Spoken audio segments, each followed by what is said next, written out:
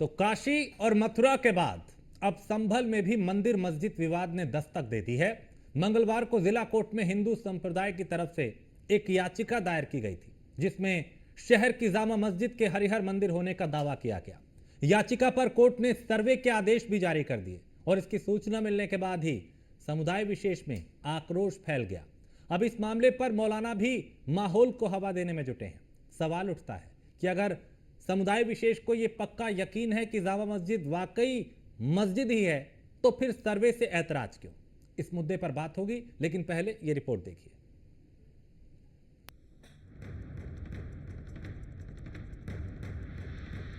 काशी और मथुरा के बाद अब संभल में भी मंदिर मस्जिद विवाद।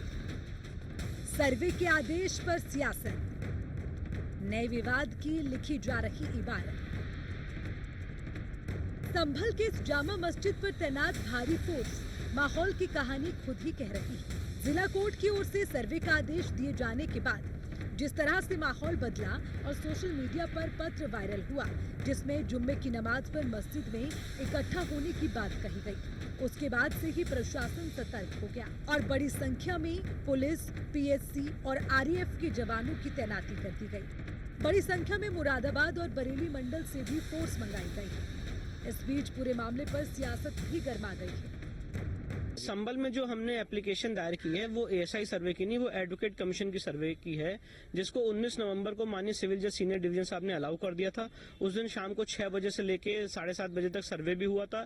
आगे भी अभी इसमें सर्वे होना है। एडवोकेट कमिश्नर महोदय इसकी तिथि और तारीख तय करेंगे और इसके बाद आगे हम वहाँ पे सर्वेक्षण करेंगे। संभल का जो पूरा मुद्दा है वो बेसिकली हमारा ये कहना है कि ये श्री हरिहर मंदिर था जो पृथ्वीराज चौहान के समय बना था और यहीं पे कल की अवतार होना है।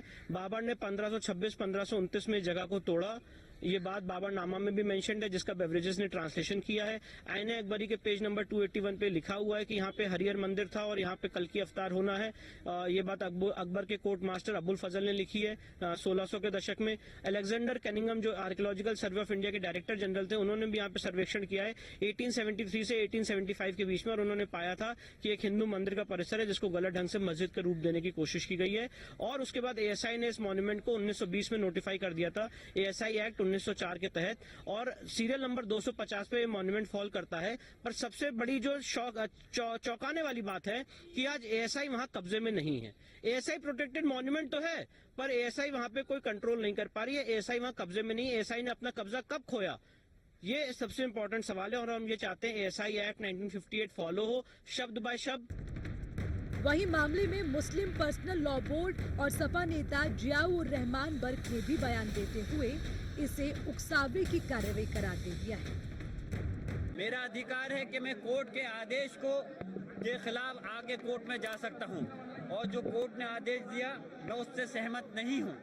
मेरा यह है कि इस आदेश के तहत, क्योंकि दूसरे पक्ष को यानी कि हमारे पक्ष के लोगों को नोटिस नहीं दिया गया, उनको सुना जाना चाहिए था पहले, सर्वे देने से पहले, आदेश देने से पहले। खैर कोर्ट का मामला है, उन्होंने आदेश दिया, लेकिन उससे ज्यादा मुझे ताज्जुब है कि संभल का पुलिस प्रशासन, इस उत्तर प्रदेश की हुकूमत के अधिकारी, पता नहीं ऐसा क्या हो रहा था कि आदेश उधर हो रहा है कोर्ट का और 1-2 घंटे के बाद में यहाँ पे सर्वे कराने के लिए लिया है। इतनी जल्दी कौन सी थी, क्या मजबूरी थी उनके सामने जो इतनी जल्दी सर्वे कराने के लिए लाए? और सर्वे ये 2 दिन 4 दिन 1 हफ्ते में कभी भी हो सकता था, लेकिन अगर पुलिस प्रशासन इतनी जल्दी अगर और चीजों में भी कर लेता, अगर ये पुलिस प्रशासन के जो लोगों के साथ हम मॉब लिंचिंग होती है अगर उसमें भी इतनी सख्ती दिखाता, अगर ये पुलिस प्रशासन इसी तरह से लोगों के खिलाफ जो झूठे मुकदमे हैं उसको रोक करके उनके खिलाफ कार्रवाई करता जो इस टाइप का माहौल खराब करना चाहते हैं, तो हमें भी खुशी होती। वहीं मामले को लेकर बीएसपी प्रमुख मायावती ने भी प्रतिक्रिया दी और एक्स पर पोस्ट करते हुए लिखा कि यूपी के संभल जिले में शाही जामा मस्जिद को लेकर अचानक विवाद, सुनवाई और फिर उसके बाद फौरन बाद ही आपाधापी में सर्वे की खबरें राष्ट्रीय चर्चा और मीडिया की सुर्खियों में है, किंतु इस प्रकार से सद्भाव और माहौल बिगाड़ने का संज्ञान सरकार और सुप्रीम कोर्ट को भी जरूर लेना चाहिए। कुल मिलाकर संभल मामले पर सियासत और ज्यादा गरमानी भी तय है। मामला क्योंकि अदालत के माध्यम से सामने आया है, ऐसे में इस मामले का रास्ता भी अदालत के जरिए ही निकलेगा। सवाल उठता है कि आखिर सर्वे पर समुदाय विशेष के नेताओं को इतना ऐतराज क्यों होता है। काशी और मथुरा सर्वे को लेकर हो रही मुकदमेबाजी इसका प्रमाण है। Bureau report, news 1 India. और हमारे साथ एक वरिष्ठ पैनल जिसमें शमसी आजाद नेता भारतीय जनता पार्टी के, पूजा मिश्रा प्रवक्ता समाजवादी पार्टी की हैं, यति चेतनानंद जी हैं जो कि हिंदू धर्मगुरु हैं चेतनामा, और इलियास सरफुद्दीन हैं जो कि मुस्लिम एक्सपर्ट हैं। आप सभी का बहुत स्वागत है। शुरुआत शमसी आजाद आपसे कि मथुरा और काशी के बाद क्या आप संभल भी एजेंडे में शामिल हो गया? नमस्कार आपको, आपके चैनल के सभी दर्शकों को और इस चर्चा में भाग ले रहे हमारे भाइयों को और हमारी बहन को भी नमस्कार।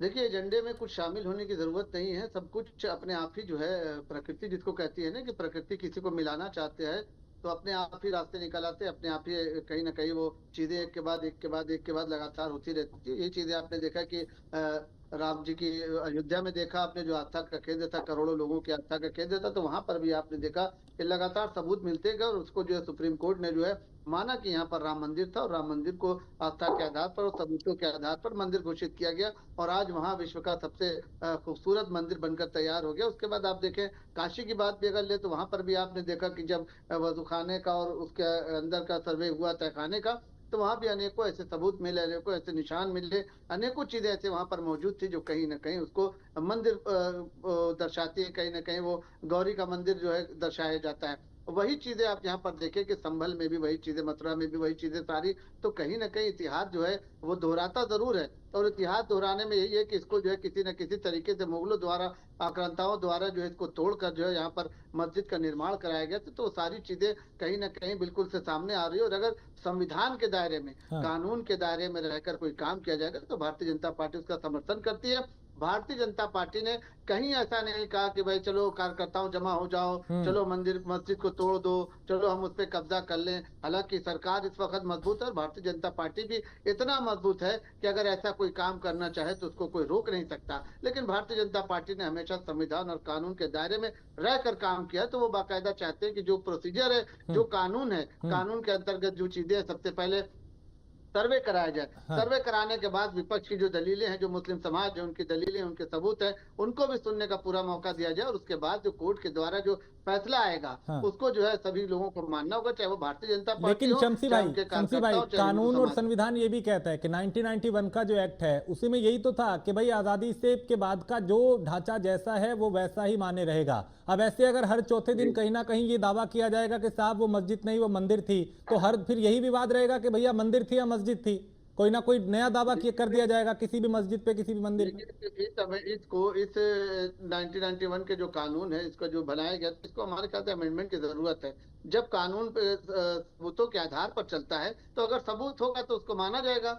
ये जरूरी थोड़ी है कि भाई जो वर्कशिप एक्ट बना हुआ था उसको जो है पूरी तरीके से तो हम डिमोलिश नहीं कर, उसको हम मान नहीं रहे, ऐसा तो है नहीं। लेकिन जो कानून है, जो आस्था है, भाई अगर कोई कह रहा है कि वहां पर इस तरीके की बातें थी, हरिहर मंदिर था, इसको जो है तोड़ा गया है, तो कहीं ना कहीं उनकी भी तो आस्था का सम्मान करना है। कोर्ट उनकी भी आस्था का सम्मान कर रहा है। सर्वे कराया जाएगा, अगर उसके अंदर सबूत निकलता है तो फिर हमारे ख्याल से कानून के दायरे में रहकर भारतीय जनता पार्टी उसका पालन करेगी और कानून ने और कोर्ट ने अगर ये कह दिया कि यहाँ पर ऐसा कुछ नहीं है तो भारतीय जनता पार्टी उससे किनारा कर लेगी। ठीक है, पूजा मिश्रा, समाजवादी पार्टी का स्टैंड क्या है इस मामले पर?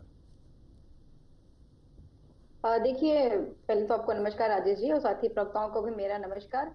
हम लोग छोटे थे तो कबीरदास के दोहे काफी पढ़ा करते थे, तब मुझे समझ में नहीं आता था कि इन दोहों का आशय क्या निकल करके आता है। एक जो कबीरदास जी का दोहा है कि पाथर पूजे हर मिले तो मैं पूजू पहाड़, घर की चकिया को न पूजे जाका पीसा का है। तो राजेश जी, जिन मुद्दों पे चर्चा होनी चाहिए, तब मुझे समझ में आया कि जो इम्पोर्टेंट है उस पर डिस्कशन ना करके कहीं ना कहीं आप सौहार्द खराब करने की तरफ अगर बढ़ते हैं, तो ये जो है दोहे इसीलिए बनाए गए होते समाज के ढांचा को देखते हुए। आपने 1991 एक्ट का बात किया, बहुत अच्छा लगा मुझे कि कम से कम आपने इसको रखा कि 1991 एक्ट ये कहता है कि 15 अगस्त 1947 को जब भारत आजाद हुआ उस वक्त जो जैसे धार्मिक स्थल थे वो वैसे रहेंगे, उनमें कोई क्लेम नहीं कर सकता है। और भाजपा के प्रवक्ता कह रहे हैं कि इसमें अमेंडमेंट की जरूरत है। अगर ऐसा हो जाएगा फिर तो रोज कोई ना कोई किसी पे न किसी पे जो है क्लेम करता रहेगा। ये एक्ट बना ही इसलिए था ताकि सौहार्द बना रहे। और अभी उन्होंने बोला कि कोर्ट सुनेगा, हालांकि किसी का पक्ष सुना नहीं गया। समाजवादी पार्टी को लगता है कि जरूरी है कि जरूरी मुद्दों पे बात किए जाए। अब घर कमाने के लिए नौकरी नहीं है लोगों के पास में, बेरोजगारी नंबर 1 पे चल रही है, देश त्राही त्राही कर रहा है, आपके अडानी जी आप को उसको मुद्दा से जो है बनाइए ना। लेकर फिर आप तो रहे हैं। विधानसभा उपचुनाव में जो है हिंदू मुस्लिम की बात करने लगते हैं। आप मुद्दा बनाइए ना, आपके पास इतने सारे मुद्दे हैं। हम तो यही परेशान रहते हैं कि आप बताती हैं टीवी चैनलों पर बैठकर, फेसबुक और ट्विटर के माध्यम से, कि मुद्दा ये है, गरीबी है, मुद्दा ये है, रोजगारी है, मुद्दा ये है, शिक्षा है, मुद्दा ये है, महिलाएं सुरक्षित नहीं। लेकिन कोई मुद्दे को सड़क पर लेकर उतरिए, तो प्रदर्शन तो करिए, जनता को साथ में तो लीजिए, तब तो समझ में आए कि आप मुद्दे की बात करती हैं। आप ये फेसबुक ट्विटर और कंडीशन में बैठकर राजनीति करने का वक्त अब चला गया है। 2024 का समय है और देश की जनता को ये पता है कि कौन सा समाज किसके साथ है, कौन सी पार्टी किसके साथ है, किसके साथ वो सुरक्षित है, कहाँ उसको सम्मान मिल रहा है। आप मुद्दे गिराने से कोई काम नहीं हो पाएगा, आपको जनता के साथ उतरना पड़ेगा। ये कौन है भाई साहब? भाई बड़ी अच्छी हंसी है। यही सरकार का चाल चलित चेहरा है कि विपक्ष जब बोलना चालू करता है तो उनको बीच में अड़ंगा लगाना होता है, मुद्दे बर्दाश्त नहीं होते इनसे। नहीं, आप अगर बात सड़कों करें, पे जाते हैं उनको तथ्यात्मक बात अरे करें। बेशर्मी की पराकाष्ठा मत पार करिएगा। मैंने संयम से नहीं सुना नहीं, आपको। नहीं, बेशर्मी बेशर्म मत होइएगा। बेशर्मी की बेशर्म बात आप भी मैं लोग सम्मान हैं। करता हूँ। महिला मैंने होने के आपको नाते मैं सुना आपका के सम्मान आपका करता हूँ। इसका मतलब ये नहीं कि मैं आपसे डर के चुप हो जाऊंगा। नहीं, मैं डर के चुप होने वाला नहीं हूँ। मैं महिलाओं का सम्मान जरूर करता हूँ, लेकिन तेज आवाज का जवाब तेज आवाज से भी देना चाहता हूँ। आप कोई, जनता ने पूरी तरीके से नकार दिया है। आप हताशा और निराशा की शिकार हैं। आप अभी जो विधानसभा के चुनाव में 9 सीटें हारने जा रही हैं, वो समाजवादी पार्टी के सभी कार्यकर्ताओं, सुबह से मैं देख रहा हूँ, जब से सर्वे आया है कि 9 सीटें समाजवादी पार्टी हार रही है, कुदर की हार रही है, सीतामऊ हार रही है, करहल हार रही है, कटहरी हार रही है, तो कहीं ना कहीं समाजवादी पार्टी के प्रवक्ता जो है, उनके नेता जो है, बात करने से भाग रहे हैं, चैनल पर डिबेट करने से भाग रहे हैं। इस तरीके जाने से नहीं होगा। नारी का सम्मान जरूरी है, लेकिन नारी को भी अपने दायरे में रहना चाहिए। सम्मान तभी किया जा सकता है जब वो सम्मानित शब्दों का प्रयोग करें। शब्दों का सही प्रयोग करेंगे तो सम्मान किया जाएगा, तो आपकी बात सुनी जाएगी।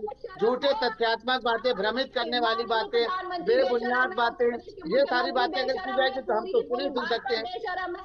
जनता को त्राहिमाम पर छोड़ करके खुद मौज से बैठती है, ऐसी सरकार जनता फैसला कर रही है वोट के माध्यम से। ठीक जनता ठीक फैसला ठीक है, कर दो रही और है मेहमान मतदान है, के मैं माध्यम दोबारा से। आऊंगा जनता फैसला कर रही है आपके पास। समर्थन के इलियास माध्यम जी से। एक मिनट, दूसरी ठीक है, बात, मैं दोबारा आऊंगा। दूसरी बात, दो और उत्तर मेहमान प्रदेश है, में उनके पास सरकार भी जाना है बदली। मुझे। एक मिनट, एक एक करके, पहले एक एक करके, उसके बाद आप काउंटर कीजिएगा। इलियास जी, अगर दावा उस तरफ से किया जा रहा है कि मंदिर था और उसे तोड़ के मस्जिद बनाई गई, और आप लोग चूंकि पहले ही ये कह रहे हैं कि नहीं साहब ये सब खारिज कर दिया, उसको झूठ है, ये सिर्फ ड्रामा है, ऐसा कुछ नहीं था, तो सर्वे होने से ऐतराज क्या है? सर्वे होने दीजिए, मस्जिद थी तो मस्जिद ही रहेगी, उसे कोई बदल नहीं सकता, सर्वे से ऐतराज क्यों? चिल्लाने से नहीं होगा मैडम, इलियास पूजा जी, जी, चिल्लाने से नहीं होगा। आपको ठीक तथ्यात्मक ठीक बात ठीक है, करनी होगी, शमसी भाई हो गया, सबूतों के साथ बात करनी शमसी होगी। भाई हो गया, आप आपकी बात आ गई, करेंगे दोबारा आऊंगा तथ्यों के आपके साथ, पास। सबूतों के इलियास साथ। सैफुद्दीन, ये सपा के प्रवक्ताओं का पूरा दिन का ये काम होता है कि जब वो बात नहीं सुन पाते, जवाब नहीं ओहो, दे दो और पाते, मेहमान है, उनके प्लीज सर, अंदर मैं दोबारा आ धैर्य जाऊंगा नहीं आपके है, पास। उनके अंदर आप सब्र दोबारा नहीं है, काउंटर पेशेंस कीजिएगा, अभी नहीं है। आवाज डाउन कर दीजिए दोनों की, और आवाज उठाइए सरफुद्दीन जी की। राजेश जी, इलियास भाई, अगर एंकर आपका जिम्मेदारी बनता है कि मैंने इनको धैर्य से सुना था, ये हाँ, फिर भी इसको ठीक ठीक है, बोलना चालू किया, मैं फिर भी सुन रही थी, ठीक, उसके बावजूद आपने काउंटर किया ना उनको, आपने कर लिया, मैं दोबारा आऊंगा। अभी दो और मेहमान है, उनके पास भी जाना है, प्लीज सबकी बात बराबर आनी चाहिए, ऐसे फिर पूरा समय जो है वो जाया हो जाएगा। इलियास सरफुद्दीन जी, सर्वे से ऐतराज क्यों? जो है वो रहेगा, मस्जिद का आप दावा कर रहे हैं, मस्जिद है, मस्जिद थी, मस्जिद रहेगी, तो फिर ऐतराज क्यों? सर्वे होने दीजिए ना। अगर ऐसा है तो पहले ही खारिज कर देना, पहले ही उसको ये कह देना कि नहीं साहब ये हमारे खिलाफ षड्यंत्र है, नहीं साहब ये नहीं होना चाहिए, ऐतराज क्यों? देखिए, सबसे पहली बात, सर्वे पर एतराज इसीलिए है कि राम मंदिर का जो जजमेंट जस्टिस गोगोई और 5 जजेस ने दिया था, वेदा, गीता और एएसआई के सर्वे और कुरान हदीस के खिलाफ दिया था, जिसमें यजुर्वेद चैप्टर 32 वर्स 3 में है, न तस्य प्रतिमा अस्ति, किसी प्रतिमा को भगवान की बनाकर पूजा नहीं कर सकते। इस एतबार से वेदा के तमाम मंदिरों को तोड़कर मस्जिद बना देना चाहिए। भारत की जगन्नाथ मंदिर को जिहादी मस्जिद बना देना चाहिए, साबरमला को सबर वाली मस्जिद बना देना चाहिए, और इस तरीके से श्री राम श्री कृष्णा का रब अल्लाह एक है, वो दोनों भी एक रब की पूजा करते थे, मोहम्मद सल्लल्लाहु अलैहि वसल्लम, मूसा अलैहि सलाम जैसा, वेदा, गीता, कुरान हदीस के हुक्म के मुताबिक। तो ना मंदिर रहेगी ना टेंशन, ना मूर्ति रहेगी ना टेंशन। मूर्ति तोड़ो, दरगाह तोड़ो, सब इंसानों को रब से जोड़ो, ये हुक्म वेदा गीता का है, कुरान हदीस का है। एकम ब्रह्म द्वितीय नास्ते नेहनास्ते किंचन न कस्य कसित जनित न कडिपा कुल वल्लाहु अहद अल्लाहु ला इलाहा इल्ला हुवा। ये हुक्म है वेदा गीता का, कुरान हदीस का, श्री राम श्री कृष्णा का, अल्लाह रसूल अल्लाह का। लेकिन हमारे भारत में ये राजेश जी, आप इनको छोड़कर टोकेंगे? एएसआई के सर्वे को राजेश जी, छोड़कर आप इनको टोकेंगे? ये नहीं नहीं एक मिनट इलियास नहीं नहीं, एक मिनट इलियास जी एक मिनट नहीं नहीं इलियास जी आप इलियास जी एक मिनट इलियास जी आप मस्जिद जाएं या ना जाएं, आप नमाज पढ़ें या ना पढ़ें ये आपकी चॉइस है, लेकिन दूसरा मंदिर नहीं जाएगा, दूसरा पूजा नहीं करेगा, ये आप तय नहीं करेंगे।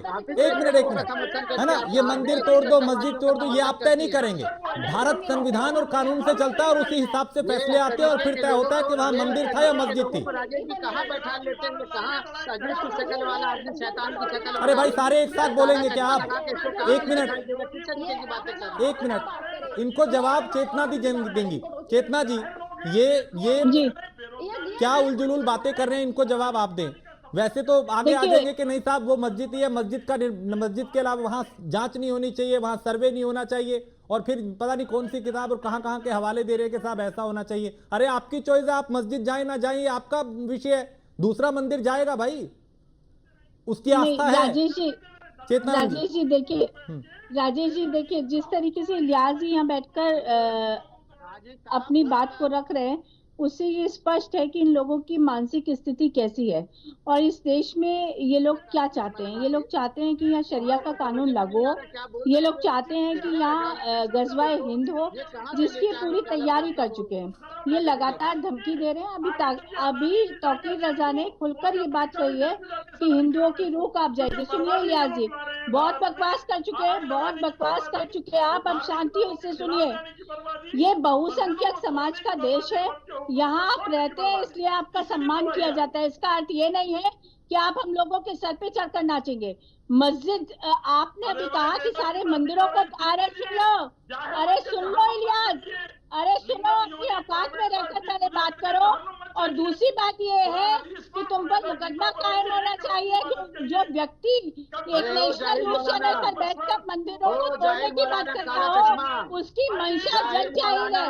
आप जिहादी मानसिकता के आदमी हैं, आप जिहादी मानसिकता के आदमी हैं जो कानून की अवहेलना कर रहे हैं, जो न्यायालयों की अवहेलना कर रहे हैं, जिन्हें भारतीय संविधान पर जरा सा भी विश्वास नहीं है, वो लगातार मुसलमानों को बदनाम कर रहे हैं। ये किस तरह से राजेश जी, मैं बोल रही हूँ 30 मिनट, एक मिनट एक एक करके चेतना जी एक मिनट अभी शमसी आजाद और मौलाना को आमने सामने लाइए। एक मिनट चेतना जी, मैं आता हूँ आपके पास, प्लीज माफी चाहता हूँ। शमसी आजाद, एक काला चश्मा लगा के शैतान की शक्ल बनाकर यहाँ पर मुसलमानों का हमदर्द बनकर बैठा है। ये जाहिलियत, अपनी काला चश्मा उतारो, अपनी काली आंखें खोलो, अपने काले दिल को साफ करो। जब दिन में तुम रात में काला चश्मा लगाए हुए तो तुम्हारा दिमाग भी काला हो चुका है, तुम्हारा दिल भी काला है। ये तुम दाढ़ी रखे मुसलमानों को धोखा दे रहे हो। तुम तो हो ही नहीं मुसलमान। जब तुम्हें बात करने का तरीका नहीं, तुम्हारी भाषा नहीं, तुम्हारी शैली नहीं, तुम्हारे पास अल्फाज नहीं, इंसानियत नहीं, तो दूसरे के धर्म हाँ को ठीक है, अब एक एक करके प्लीज, हो गया आप सबकी हो गए। एक मिनट हाँ नहीं प्लीज भाषा की मर्यादा में रह के अपनी बात रखें, तर्क रखें। लेकिन मौलाना साहब उलझुल बातें नहीं चलेंगी यहाँ टीवी पे, आप कुछ भी कह देंगे। न्यूज चैनल पर जाकर बोलने क्यों दिया जा रहा है? हिंदुस्तान में रहना नहीं चाहिए। मुझे समझ में नहीं आ रहा है कि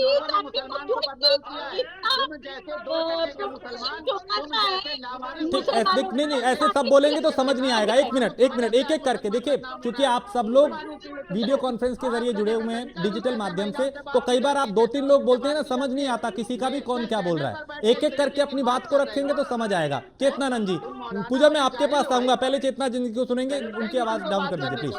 राजेश जी उनकी आवाज बंद करिए। हाँ आवाज बंद कीजिए, चेतना जी की आवाज उठाएं। चेतना जी, राजेश जी, मेरा निवेदन यह है कि इस आदमी को, ये जो इलियास नाम का आदमी है, ये जिहादी मानसिकता आदमी है, इसको किसने ये इजाजत दी कि नेशनल न्यूज चैनल पर बैठकर मंदिरों को तोड़ने की बात कर सके?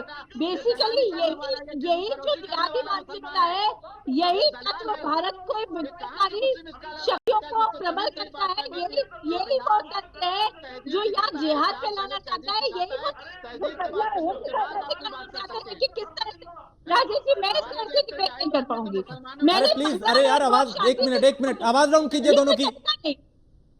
चेतना जी की आवाज उठाए, उनकी आवाज कम कीजिए, शमसी जी की भी और उनकी मौलाना की भी। चेतना जी देखिए अजय जी, सबसे पहले तो इस आदमी से माफी मंगवाई जानी चाहिए, क्योंकि ये भारत में रहकर मंदिरों को तोड़ने की बात करता है। ये कहता है सब मूर्तियों को पूजा तोड़ देना चाहिए। अभी तेलंगाना में आज ही हनुमान जी की मूर्ति को आग लगाई गई है। ये हमारी भावनाओं के साथ लगातार खिलवाड़ किया जा रहा है। जिहादी मानसिकता को बल देकर आतंक को बल दिया जा रहा है, जिहाद को बल दिया जा रहा है। ये गजवाए हिंद कर रहे हैं ये लोग।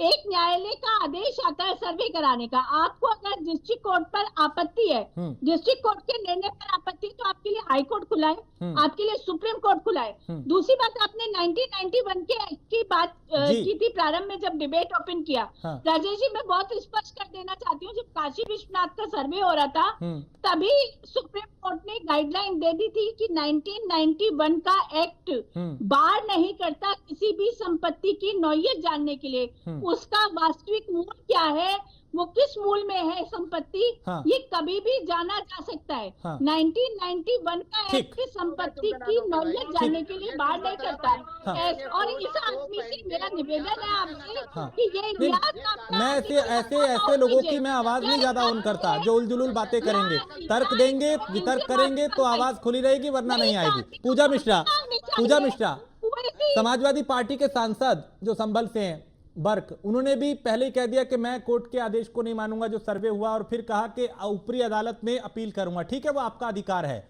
लेकिन ये सपा सांसद, बतौर सपा सांसद कहा, या मुस्लिम समुदाय का नेता होने के नाते कहा, या एक मुस्लिम होने के नाते कहा, या ये पार्टी का स्टैंड है? देखिए राजेश जी, जो है पार्टी का स्टैंड हमारा ये है कि बहुत सारे मुद्दे हैं और उन पे जो है चर्चा होनी चाहिए। एक 1991 ये भी कहता है कि आप नहीं कर सकते ऐसा चीज, और जो सांसद ने कहा हुआ है, मुझे लगता है कि वो अपने धर्म से आते हैं, उन धर्म के उनकी जिम्मेदारी बनती है। कि आपने देखा मौलाना कह रहे थे, और मैं जो मौलाना कह रहे थे, और मैंने तुरंत उस पर कंडेम किया कि नहीं, इनको ये बोलने से रोकिए, क्योंकि मैं भी धर्म से आती हूँ, मैं हिंदू धर्म से आती हूँ। तो कुछ चीजें जो है आप जहाँ से आते हैं वो आपकी जिम्मेदारी बनती है, तो जिम्मेदारी को आप निभाते हैं, तो वो जिम्मेदारी को निभाते हैं। उन्होंने कोई अनकॉन्स्टिट्यूशनल चीज तो कहा कहीं नहीं। उन्होंने कहा कि ये चीजें जो है हमारे पास भी अधिकार क्षेत्र में है, हम जो है कोर्ट में जाएंगे। उन्होंने एक बात बहुत फैक्चुअल कही, ये कही कि अगर आप सर्वे के लिए ले भी रहे थे तो आप जो है एक बार आपको दूसरे पक्ष की भी बात सुननी चाहिए थी। चलिए नहीं, लेकिन समस्या ये है पूजा मिश्रा कि हिंदू पक्ष जहां जहां, चाहे वो काशी की बात हो, चाहे वो अयोध्या की बात हो, चाहे वो मथुरा की बात हो, जहां जहां दावा करता है वहां वहां विपक्ष यानी समाजवादी पार्टी उस दावे के उलट दिखाई देती है, उस दावे के साथ दिखाई नहीं देती। नहीं, देखिए, जब आप जो है सौहार्द खराब करेंगे, हम सौहार्द खराब करने वाले जो मानसिकता है ना, उसके उलट दिखाई देते हैं। सौहार्द आप लोग खराब करते हैं उसका सियासीकरण करके। अरे कानूनी मामला है, कानून से रास्ता निकल जाएगा, फिर काहे को सांसद वहां आके नेता बनने लग गए? आपको अगर आपको बहस करनी है, वहां से बहस नहीं करेंगे। पूजा मिश्रा, बहस की बात नहीं है। सौहार्द देखिए, राजनीतिक पार्टियों के जो नेता है ना, वो खराब करते हैं। अपनी बात को रख दूंगी। मेरा एक सवाल है, चेतना जी, मैं पूजा जी से जानना चाहती हूँ कि न्यायालय का दरवाजा खटखटाने के लिए कैसे सौहार्द बिगड़ जाता है? न्यायालय में जाने पर सौहार्द कैसे बिगड़ता है? न्यायालय के आदेश आने पर सौहार्द कैसे बिगड़ता है? जो लोग पूरे चुनाव संविधान की कॉपी हाथ में लेकर शपथ खा रहे थे कि हम इस देश में संविधान को मानते हैं, वो संविधान को तो मानते हैं, लेकिन न्यायालयों में जब हिंदू के पक्ष में कोई फैसला सुनाया जाता है तो उन्हें ऐसा लगता है कि सौहार्द बिगड़ गया, सारा ताना बाना खराब हो गया भारत का। उन्हें लगता है कि सबसे ज्यादा कंप्यूटर अगर कोई निर्णय आया, वो निर्णय कैसे आया कि हिंदुओं के पक्ष में अगर हिंदू की जमीन का दावा कर रहा है, क्या भारत के इतिहास को बदला जा सकता है? क्या भारत के इतिहास के लिए मिटाया जा सकता है कि मुगल आतंकियों ने हमारे मंदिरों को तोड़ा? क्या भारत के इतिहास से इस बात को मिटाया जा सकता है कि हमारे मंदिरों को तोड़ा गया? नहीं मिटाया जा सकता, और इसीलिए हम अपनी जमीन पर दावा कर रहे हैं। इसका अधिकार है, हमें अपने मंदिरों को लेने का अधिकार है, पूजा जी अपने मंदिरों को लेने का अधिकार है, और चीज का नहीं ले रहे, न्यायालय का दरवाजा खटखटाकर संविधान का अध्यक्ष ले रहे, चीज का नहीं ले रहे। सुनिए, आपके मुंह पर बैठकर तो मौलाना क्या बोल रहा था, सुनिए जरा ध्यान से, और आगे कौन देखिए इस बार होनी क्या जा रहा है। अरे जरा पूजा जी धैर्य से आगे देखिए कि इलियास जैसे लोग आपकी शरणागति पाकर आखिर इस देश में क्या रखना चाहते हैं, वो चाहते हैं कि मूर्ति पूजा भारत में ठीक, समाप्त हो चलिए जाए। वक्त मेरे पास वो इतना ही चाहते है, हैं मैं माफी कि चाहूंगा, भारत रोकूंगा आप दोनों को। बहुत शुक्रिया इस है। चर्चा में शामिल होने के लिए आप तीनों का। तो सबसे बड़ी बात यही कि क्या अब चूंकि अब तक सियासत के केंद्र में चाहे अयोध्या हो, काशी हो या फिर मथुरा हो, उस पर भी सियासत होती रही है, अब क्या केंद्र में संभल आ चुका है और क्या संभल पे अब सियासत आने वाले दिनों में भी गरमाएगी? हालांकि मामला कोर्ट में और कोर्ट तय करेगा वो मंदिर है या फिर मस्जिद है। एक ब्रेक के लिए रुकेंगे, आप बने रहिए न्यूज़ वन इंडिया के साथ।